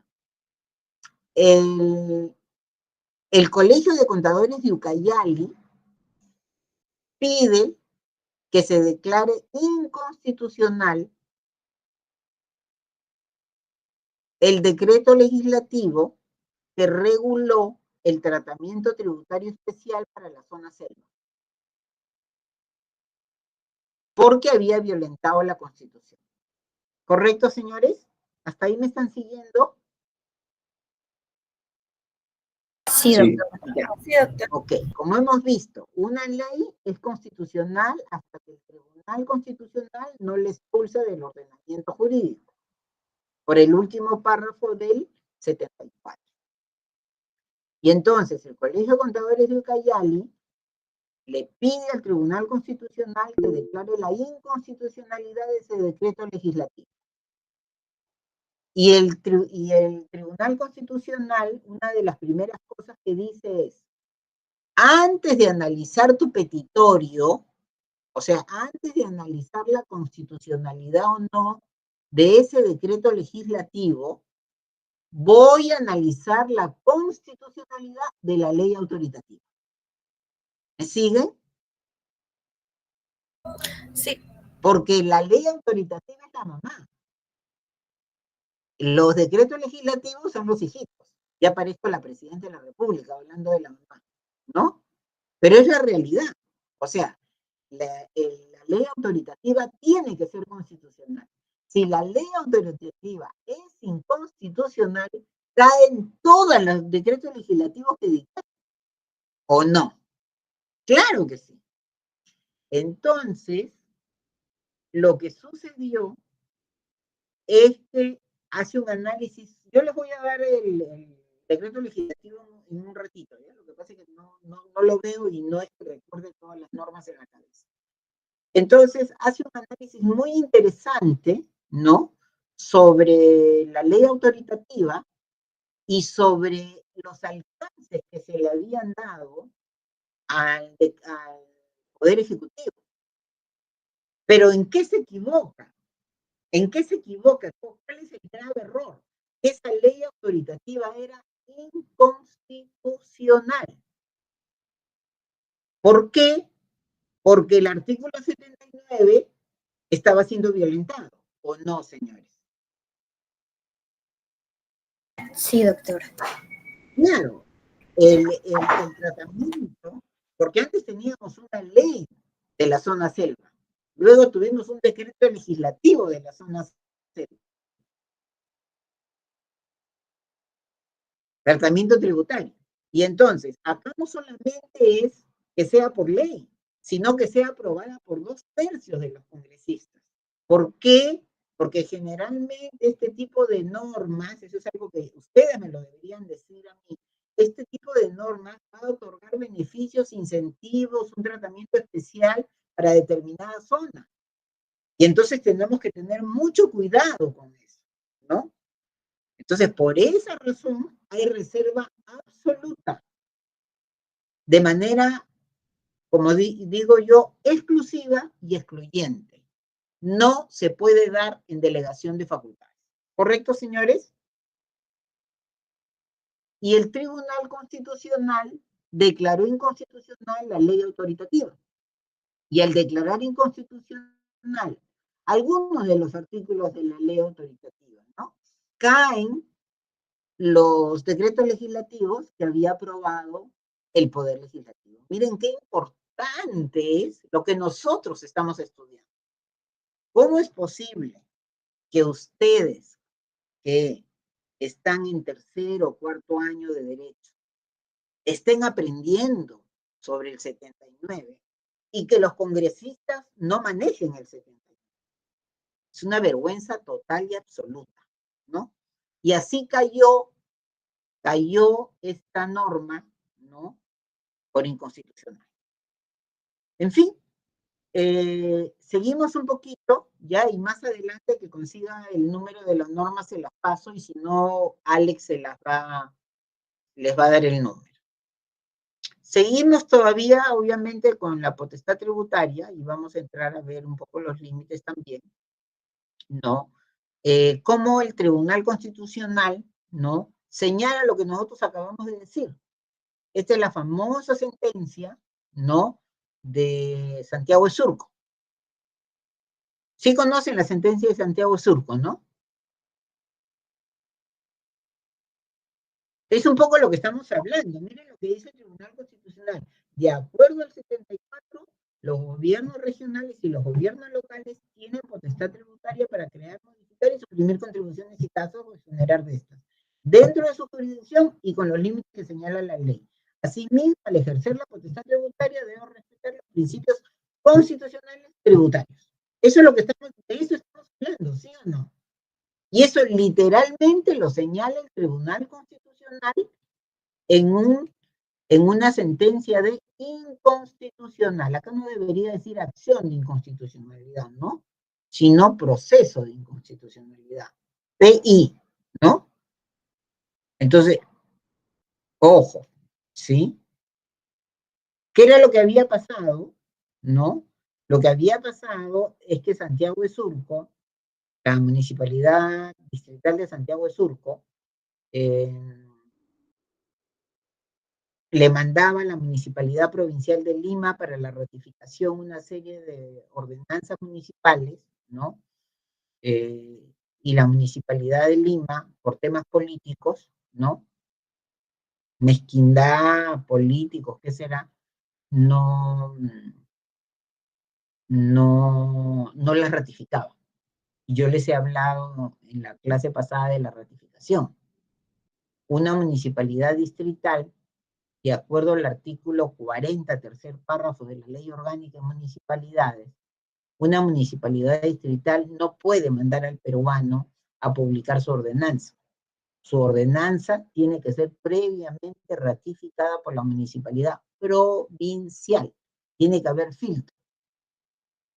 Y entonces, pasaban 5 años, 6 años, y la municipalidad provincial no ratificaba. Y entonces, en ese sentido, la distrital, de acuerdo a lo que dice la Ley Orgánica de Municipalidades, solo podía cobrar en relación a la última ordenanza ratificada. Pero ¿qué hacía la distrital de Surco? Cobraba. Habían vecinos que pagaban y habían vecinos que no pagaban. Los vecinos que no pagaban porque decían, no tengo por qué pagar porque no ha sido ratificada, le tocaban la puerta a la Defensoría del Pueblo.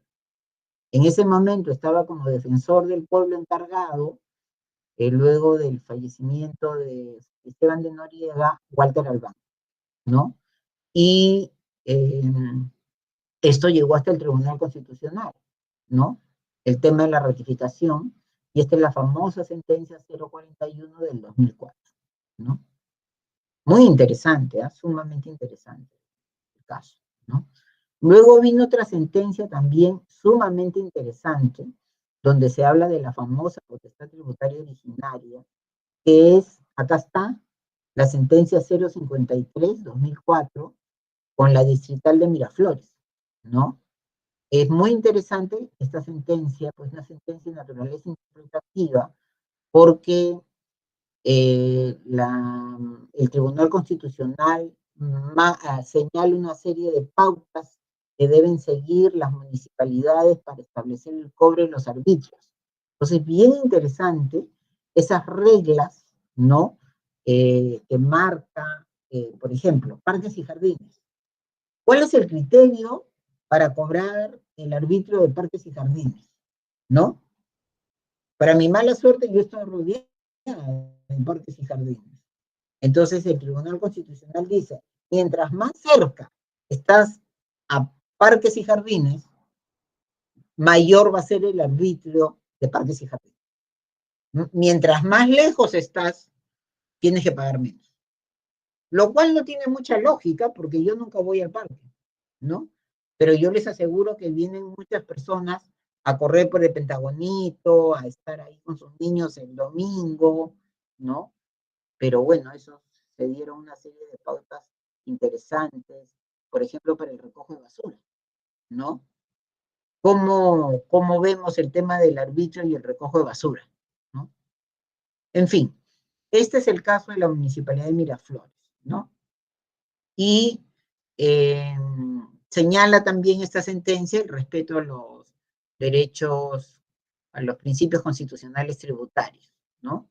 Que es un poco lo que vamos a desarrollar en la siguiente PPT, ¿no? Reserva de ley, igualdad, no confiscatoriedad, ¿no? Y dice en la sentencia 053, dice capacidad contributiva. Ah, qué interesante. O sea, hace suya un principio constitucional que está implícito. Como César Landa y yo trabajamos cada uno en sus artículos de los principios, hay expresos e implícitos. La capacidad contributiva es implícita, ¿no? Y entonces, claro, el Tribunal Constitucional puede trabajar e interpretar, ¿no? Si una norma es o no constitucional, en este caso las ordenanzas municipales, teniendo en cuenta los principios expresos y los principios implícitos, ¿sí?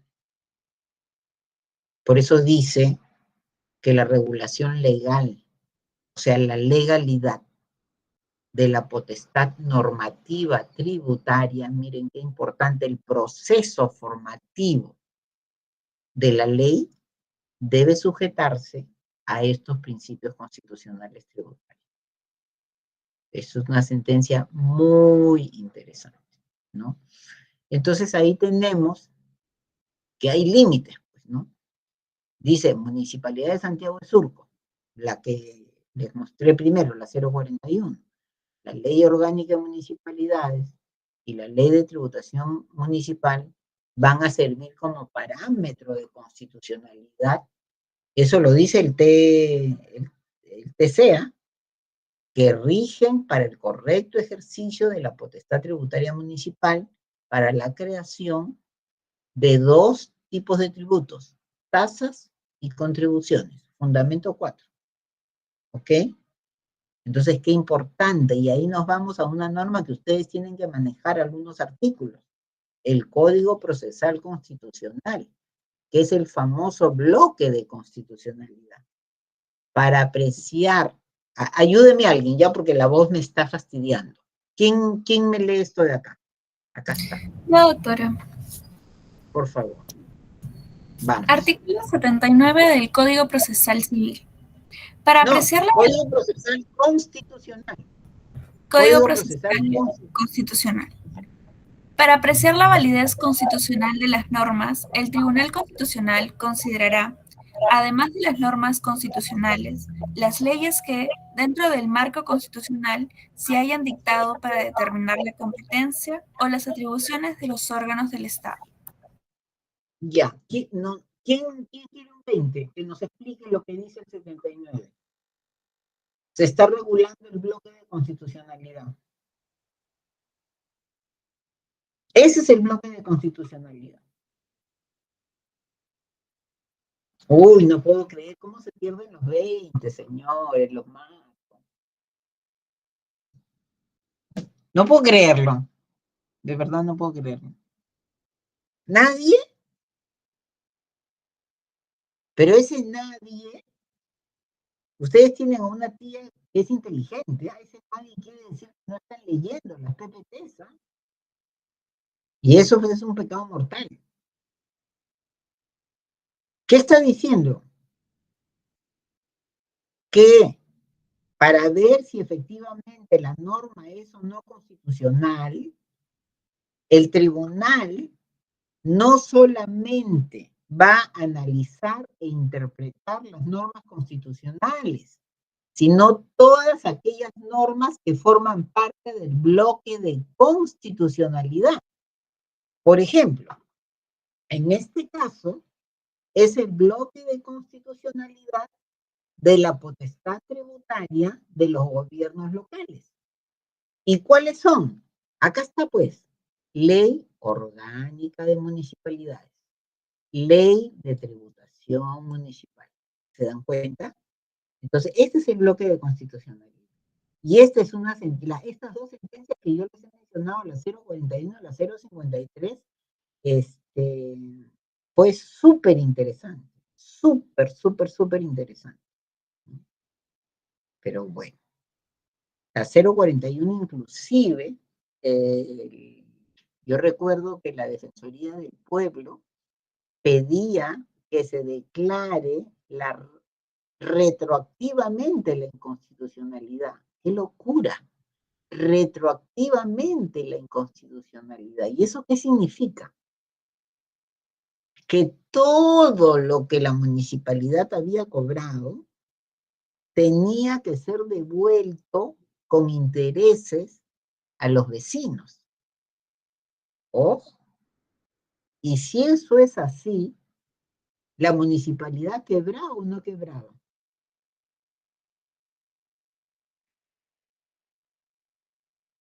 Señores, ¿la municipalidad quebraba o no? Y no solamente la municipalidad de Santiago de Surco, ¿ah? Porque tenemos una norma en el Código de Procedimientos Constitucionales, ¿no? Que señala la conectividad. ¿En qué artículo está regulada la conectividad?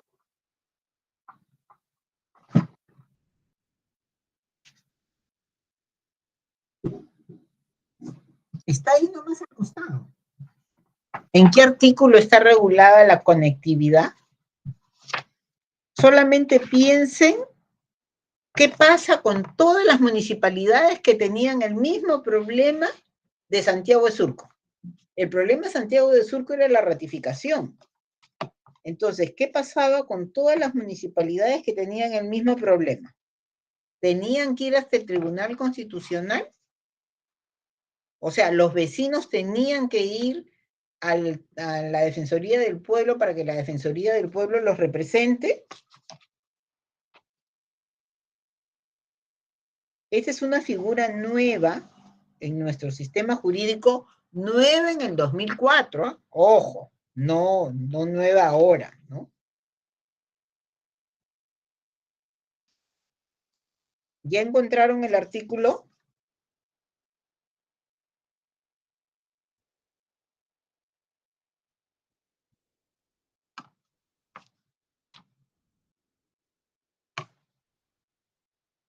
Señores, ¿quién lee el artículo 78 del Código Procesal Constitucional? Artículo 78 del Código Procesal Constitucional. Principios de interpretación, doctora. Artículo 78. Para apreciar la validez constitucional de las normas del Tribunal Constitucional. No, ese es el 79. 78. Inconstitucionalidad de normas conexas. Profesora, esa es la 77. Ya, inconstitucionalidad de normas conexas. ¿Quién puede leer ese artículo? Yo, profesora. Ya. Inconstitucionalidad de normas conexas. La sentencia que declare la ilegalidad o inconstitucionalidad de la norma impugnada declarará igualmente la de aquella otra a la que debe extenderse por conexión o consecuencia. Ya, entonces, ¿eso qué nos está diciendo? Nos está diciendo que si de manera general hay una figura que se va a repetir, ¿no? Que es el caso de la ratificación con Santiago de Surco, el Tribunal Constitucional puede aplicar la conectividad, ¿sí? Lo que conocemos como conexión constitucional. Entonces, de tal manera que de acuerdo a lo que acabas de leer en el artículo 77, me dices, ¿no? Entonces, cuando hay una sentencia del Tribunal Constitucional que declare la inconstitucionalidad de norma impugnada, puede declarar igualmente la de aquella otra a la que debe extenderse por conexión o consecuencia. Y yo les digo, tenemos más de 3.000 municipalidades.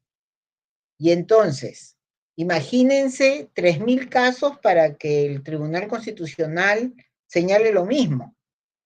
Entonces, esa figura de la conexión sirve porque en la sentencia 041, el tribunal señala lo siguiente: este mismo fallo se aplica para las municipalidades que han cobrado sin tener la ratificación. ¿Por qué? Porque han vulnerado el principio de legalidad. ¿Qué significa vulnerar el principio de legalidad? Significa que hay un proceso formativo. Y en ese proceso formativo, tú has debido emitir tu ordenanza, como eres distrital, mandarla a la provincial para la ratificación, y una vez ratificada ya se publica en el Diario Oficial del Perú. Y entonces, la sentencia de Santiago de Surco se extiende por conexión o conectividad a las municipalidades del Perú que tengan el mismo problema. ¿Me han seguido, señores? Señores, si no me han seguido, díganme, ¿no? Porque esto es mantequilla, o sea, es muy sencillo para poder... Doctor, ¿podría repetir, por favor? ¿Perdón? Si ¿Perdón? podría repetir lo último que mencionó.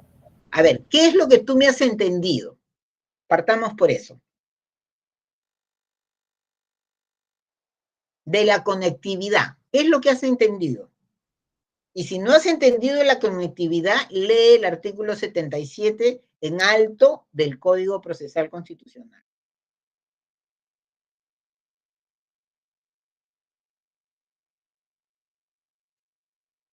¿Estamos?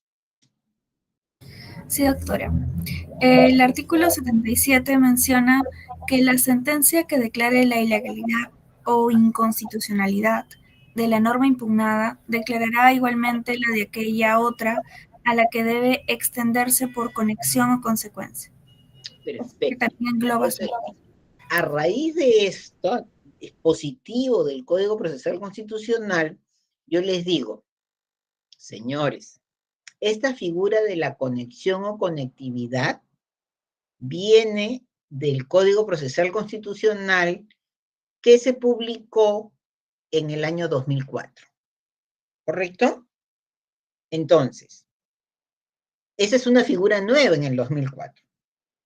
Pero para los que nos gusta constitucional, la idea era, si tenemos el mismo problema, el fallo del tribunal se puede ampliar a situaciones que tienen conexión.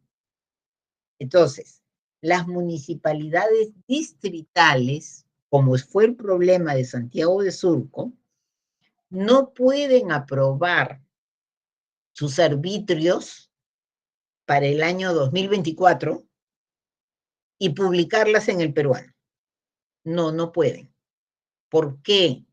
Porque la Ley Orgánica de Municipalidades, que forma parte del bloque de constitucionalidad, en el artículo 40, tercer párrafo, dice que las municipalidades distritales, cuando emitan ordenanzas de naturaleza tributaria, ojo, esas ordenanzas, previamente a que entren en vigencia, tienen que ser ratificadas por la municipalidad provincial. ¿Qué están diciendo? Tiene que haber un filtro de la municipalidad provincial. En ese sentido, cuando llega este proceso de inconstitucionalidad al tribunal, y acá lo tienes, porque lo vas a poder leer, acá está el 041-2004. El propio tribunal dice, esta sentencia se aplica también a todas aquellas que tengan el mismo problema en aplicación del artículo, en ese momento era el artículo 78, por conexión de la misma. Es decir, porque lo que se estaba tratando era que no todas las municipalidades que tengan ese problema, los vecinos tengan que tocarle la puerta, ¿sí? Entonces, esta ratificación que está en la Ley Orgánica de Municipalidades, ¿sí? Se los voy a decir así, esta ratificación de las ordenanzas municipales distritales en relación a los arbitrios es un requisito esencial de validez y de vigencia, de tal manera que las municipalidades no pueden sustentar o exigir el cobro de servicios que prestan si no hay ratificación. Entonces hay dos momentos, validez y vigencia. Entonces ahí es cuando yo les digo, la ratificación, ¿dónde está? Bloque de constitucionalidad, Ley Orgánica de Municipalidades, artículo 40, tercer párrafo. ¿Sí, señores? Entonces, acá tienen el artículo 40 y su tercer párrafo señala. ¿Quién me ayuda con esto, por favor? Las ordenanzas. Yo, profesora. Ya. Las ordenanzas en materia tributaria expedidas por las municipalidades distritales deben ser ratificadas por las municipalidades provinciales de su circunscripción para su vigencia. Las municipalidades provinciales se encuentran facultadas para ratificar las ordenanzas de carácter tributario de los distritos que integran la provincia, lo cual constituye un requisito para que dichas ordenanzas entren en vigencia. ¿Se dan cuenta? Entonces, esto es parte del bloque de constitucionalidad. Esta es la ratificación. Ustedes me pueden preguntar, Carmen, ¿dónde está regulada la ratificación? En el tercer párrafo del artículo 40 de la Ley Orgánica de Municipalidades. Las municipalidades provinciales no están sujetas a ratificación. ¿Por qué tenemos la idea? Porque no lo estoy preguntando, se los estoy contando. Porque tenemos la idea, el legislador tiene la idea de que la distrital muchas veces no es una municipalidad con un buen equipo de abogados, contadores, lo que fuera, administradores, gente que ve el tema en rentas, ¿no? Entonces dicen, tu distrital está sujeta a la provincial, pero tu provincial, tú publicas nomás. Y yo les digo, no necesariamente, ¿no? Porque, por ejemplo, la distrital de San Isidro, la distrital de Miraflores, la distrital de San Borja, la distrital de, qué sé yo, de Santiago de Surco, son municipalidades muy fuertes, con unos equipos de abogados muy buenos, ¿no? Pero tenemos municipalidades provinciales que no lo son. Entonces, no necesariamente las distritales son malas y las provinciales no lo son.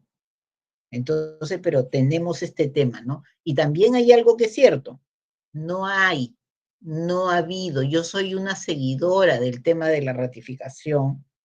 Yo recuerdo en el año 2001 en Tributa, mi ponencia fue sobre el tema de la ratificación, cuestionando la ratificación, porque la ratificación, por lo menos para mí, no debería estar en el artículo 40 de la Ley Orgánica de Municipalidades, porque la ratificación es un tema constitucional. ¿Dónde debería estar? En la Constitución, ¿no? Pero bueno, eso es un resumen enano de una ponencia que hice que tenía pues bastantes páginas. Entonces, todo eso de una u otra manera ha ido modificándose porque una de las cosas que cuestionaba la distrital de Santiago de Surco en el tema de la ratificación era que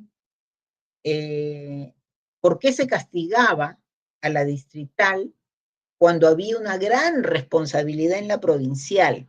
Porque tenía 6 o 7 años sin ratificar. Entonces, ¿sí me están siguiendo hasta ahí, no es cierto? Señores, ¿me están siguiendo hasta ahí? ¿Sí?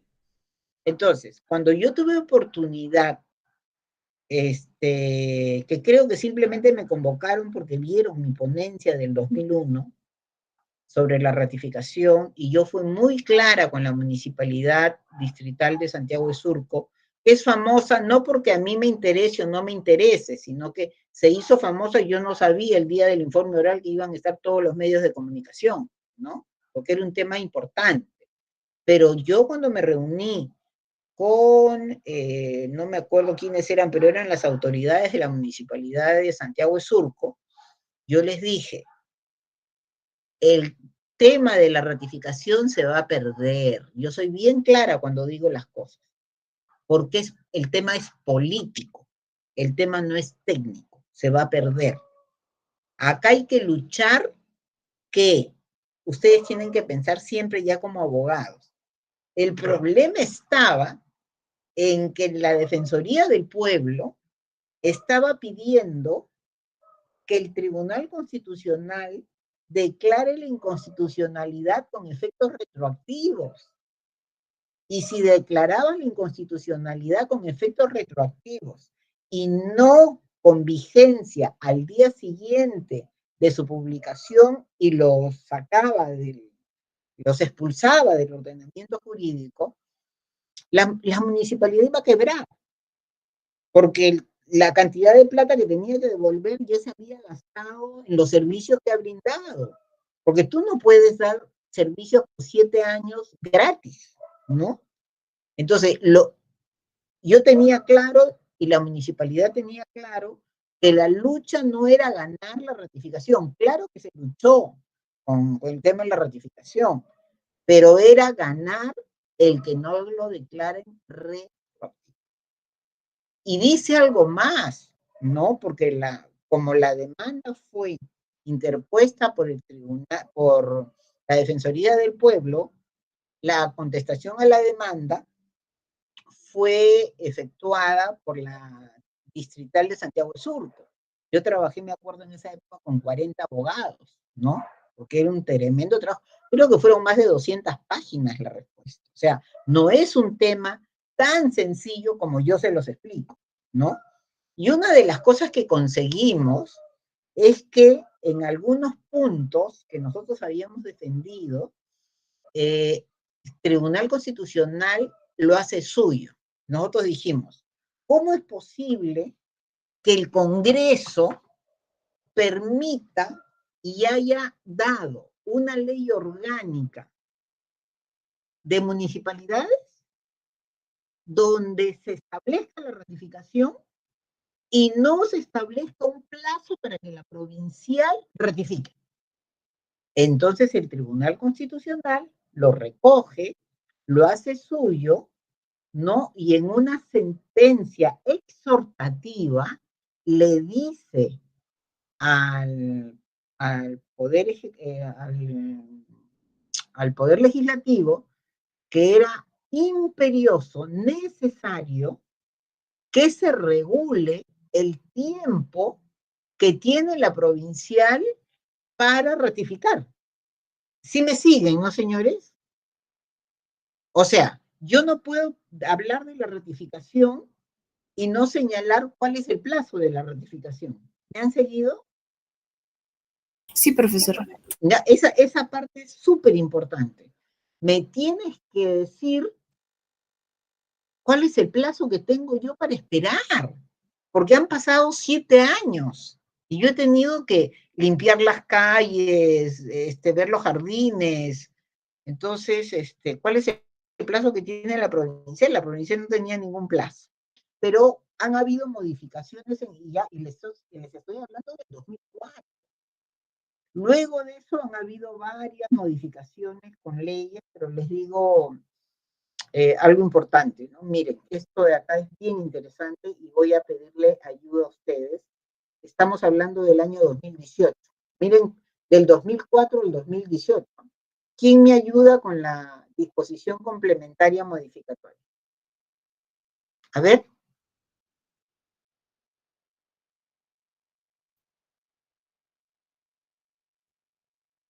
¿Quién me ayuda? Profesora, yo la ayudo. Ya. Las ordenanzas expedidas por las municipalidades distritales que aprueban el monto de los derechos de tramitación de los procedimientos contenidos en su TUPA que deben ser materia de ratificación por parte de las municipalidades provinciales de su circunscripción según lo establecido en el artículo 40 de la Ley Orgánica de Municipalidades deben ser ratificadas en un plazo máximo de 45 días hábiles, salvo las tasas por árbitros, en cuyo caso el plazo es de 60 días hábiles. Pregunta, muchas gracias. Hoy, ¿las municipalidades tienen un plazo para la ratificación o no? Las provinciales. ¿Cuál es el plazo? El caso es arbitrios. ¿Cuál es el plazo que tienen las provinciales? Señores. ¿Ah? 60 días, profesora. Pero obvio. 45 días, profesora. No. Si se trata de arbitrios, acá está. Ojo. La regla general es que para cualquier tema que tengan las municipalidades contenidos en sus TUPAs es de 45 días hábiles. Pero la excepción, ¿cuál es? El caso de los arbitrios. Y en ese caso el plazo es de 60 días. Que es hábiles, ¿ah? Estás hablando de cuántos meses. Es bastante, ¿no es cierto? Pero yo les quiero hacer ver algo. ¿De qué año es esta norma? Entre el 2004 y el 2018, ¿cuántos años han pasado? ¡Qué locura! ¿No? Para tener algo tan simple. Y hoy también se modificó la ley del procedimiento administrativo general para abrir un procedimiento sancionador para quien resulte responsable en la municipalidad si la ordenanza que trata sobre arbitrios no es ratificada dentro del plazo de ley, que es de 60 días hábiles. Esa parte es clara. Miren, sí. Señores, si ustedes hubieran leído la PPT, por favor, todo fluiría mucho más.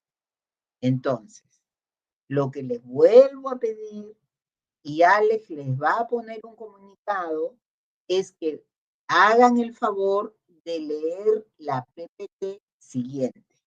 O sea, tienen que entrar a las 6 de la tarde habiendo leído la PPT. ¿Me siguen en el razonamiento? ¿Por qué? Porque lo que no entiendo, ya, esto no lo entendí, le voy a preguntar a Carmen. ¿Qué pasó con la ratificación? Entonces, todo fluye y ya me permitirían ustedes estar en la siguiente PPT, que ya deberíamos estar en la siguiente PPT. El problema es que yo tengo que ir más despacio porque ustedes no han leído y cuesta más que lo entiendan. Por favor, ¿nos podemos comprometer a eso? Señores. Sí, ya, listo. ¿Alguna pregunta? ¿Alguna pregunta, chicos? Señores, no me gusta decirles chicos porque no son chicos. Si tienen alguna pregunta, me escriben entonces, ¿ya? Nos vemos el próximo jueves. Ya, profesora, muchas gracias. Gracias, doctora. Nos vemos. Hasta luego. Cuídense.